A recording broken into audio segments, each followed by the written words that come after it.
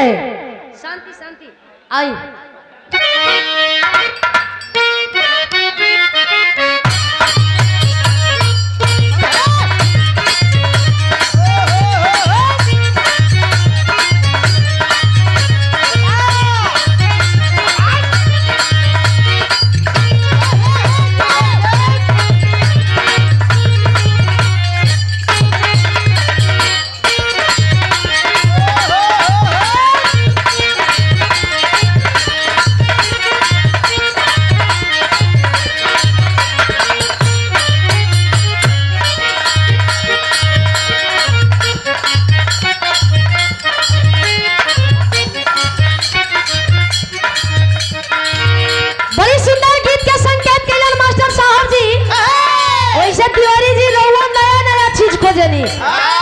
जौन एकदम लेटेस्ट होके है ना। अरे वो साधु भैया से कम ना है।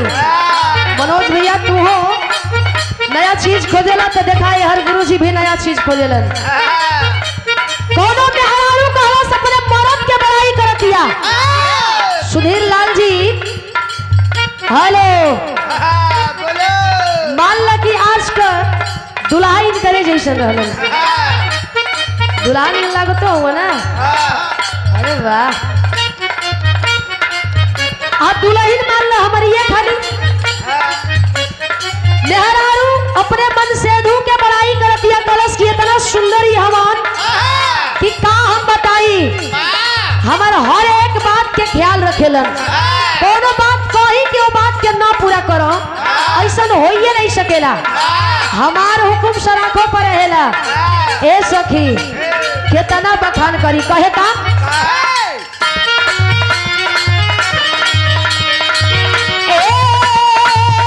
सखिया रे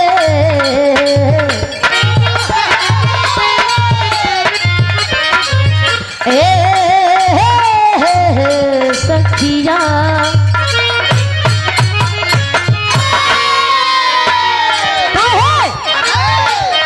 बंधिया से लई ले हाँ बाली ए हो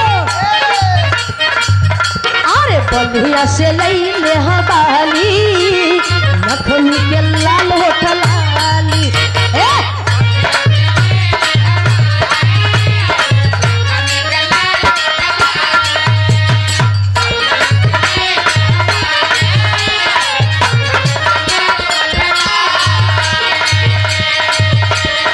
बंधिया से लई ले हवाली हथोई के लाल होठलाली धीरे धीरे दिल उनकर जुड़त बा सखी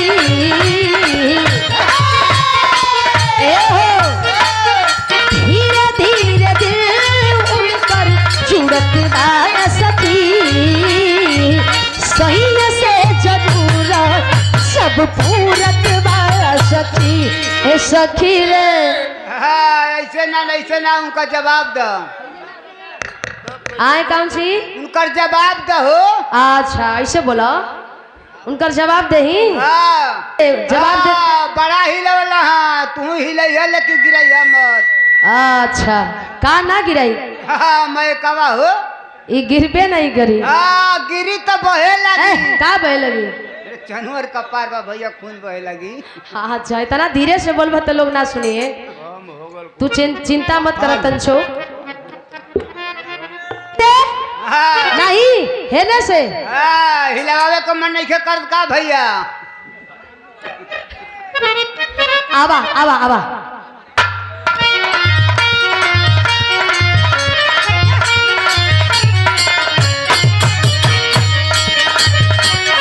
बंधिया से लई ले हवाली लखनी के लाल होठलाली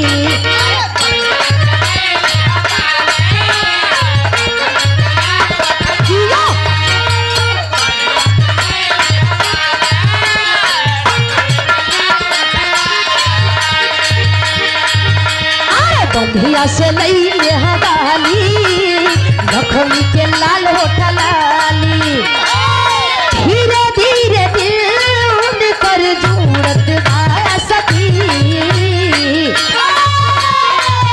धीरे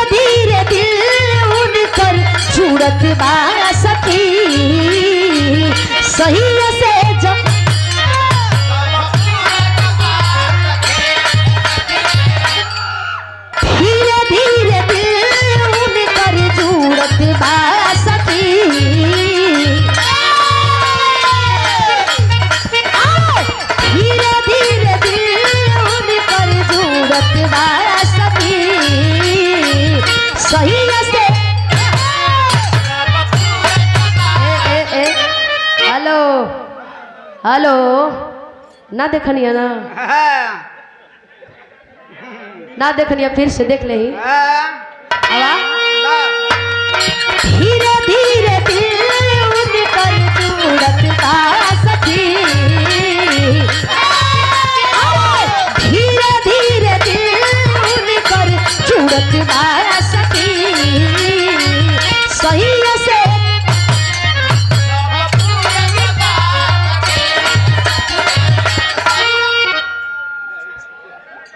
ए भैया सही है ना हाँ, झुमका अपिया लैले झुमका जब गईले झुमका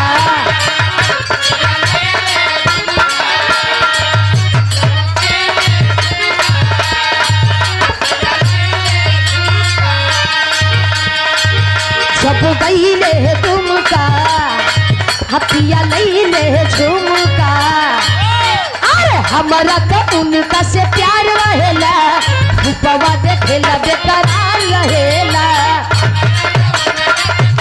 यो!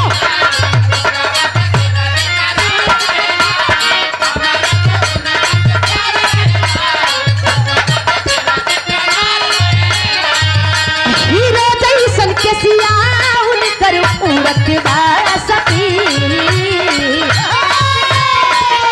हीरो जैसन के सिया उनकर उड़त बा सखी